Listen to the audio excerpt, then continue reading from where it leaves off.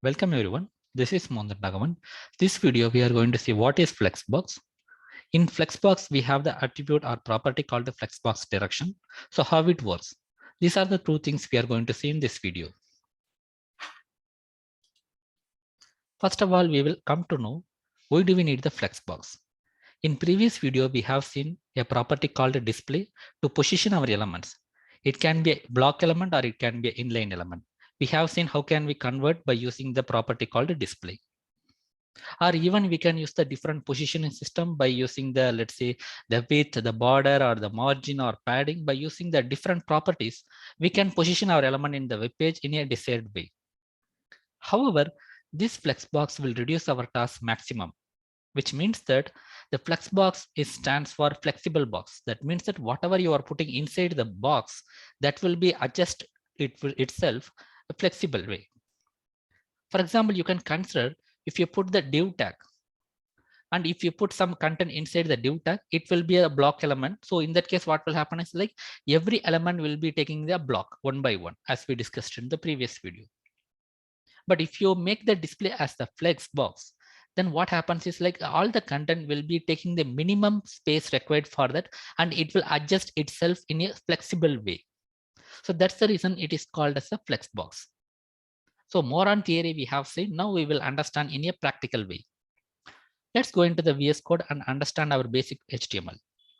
Here it has the very basic HTML called learn flexbox, and it has the div and it has the P. It means the paragraph. In paragraph, just for simplicity, we mention 1, 2, 3, 4. And here you can consider div is the block element, as we discussed in the previous video. Now consider div itself a box, and inside the box you are putting the more paragraphs. And it has the content 1, 2, 3, 4 for easy understanding. Now, if you directly just see the output, it will be something like this. So that means that you have the learn flexbox h1 tag and it has the different paragraphs. In order to see the borders of this one, just we will enable the borders by using the border. And already I have written the code, just we will just convert into the enabled way. And here you can see it is nothing but the P tag has the border of blue, 2 pixel of solid, and the div tag has the border of red, has the 1 pixel of density, right? So let's see here. Here you can see since the div and let's say the paragraphs are block, it has a block level of content, and you can see by having the border here. Now here you can see it is not flexible enough because you can see the paragraph has some more spaces, but we have seen that by using the display, we can just make the float element and so on. But there is some complications, or let's say there is some limitations in the display block or display inline conversion. For example, now let's say if you want to arrange 1, 2, 3, 4 instead of 4, 3, 2, 1, again you need to change the content in the HTML itself rather than doing in the CSS part. By using the flexbox, we are not only saving the space, at the same time we can make some manipulations. One of those manipulation is called a flexbox direction. So first of all, we will understand if you convert the display as a flex, what happens actually. So let's go into the CSS and let's say we know that the parent element is the div tag. So for the div tag only, we need to apply the property called display equal to flex. Let's say the value is flex and save it. And one more point here, I am just telling one more time, wherever you have the parent tag, inside you have the different child elements, and you need to apply the display flex to the parent. In our case, we have the div tag. Inside the div tag, we have the different paragraphs. So I'm going to apply the display flex to the div tag. Generally, you will be having the class or let's say the ID for the parent, so that you will apply by using the ID or class. But here, since it's a very simple example, so we are directly using the div and we are applying the display is equal to flex. Save it and go to the output. Here you can see. Now here you can see the paragraph has been adjusted to the minimum level and a flexible way. By default, everything will be just added in a row. That means that after the P tag 1, it will be added in the same row for 2 and 3 and 4 and so on. So that means that by default, the flexibility will be in the row wise. Let's say I'm going to add one more thing, which is the property that we are going to discuss today. So let's say the flex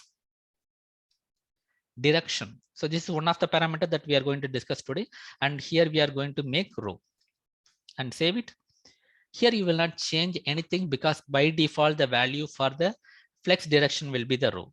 Let's say I'm going to change the reverse. So what happens?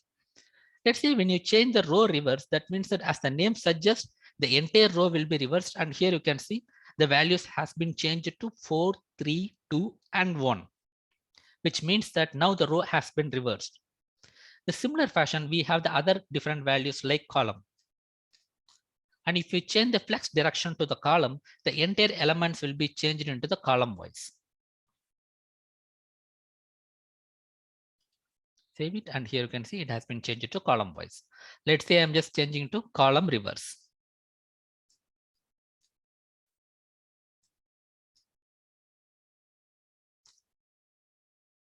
And save it. Here you can see it has been changed. So that means that when you change the flex direction, you can make the direction changes without changing the content of the HTML. Let's say again, we will change to the row and save it. And here you can see the row wise, it has the minimum spaces. And even you can make the different styling properties along with the flex, and even you can make the padding. For example, let's say you will apply the padding to the paragraph level. Let's say padding, or let's say we want to have the spaces between the different paragraphs, right? So then in that case, we will be using the margin. Let's say I will apply 5 pixel and save it. And here you can see there is a gap between the, or let's say the gap between the each and every individual element. In our case, it's a paragraph. It has the 5 pixel. So now you can understand by using the flexible properties, you can make the different lookup and field value. So that means that rather than using the float or let's say block or inline, we are going to use the different properties of the flex property. That means that the display as the flex, and we are going to use the different properties of flex direction, flex wrap, and so on in coming videos. So this video, we have understood what is flex. It simply means that a flexible box, and whatever content you put inside the box, that will be adjust itself flexible way. And we have the different, let's say the different properties such as like a flex direction, flex wrap. But in this video, we have seen what is flex direction. We have seen the different values like a row reverse, and column reverse. And by using this one, we can change the flexible item in a required direction, right? So in coming videos, we'll be understanding more properties on the flexible box or flex box. So thanks for watching and have a great day.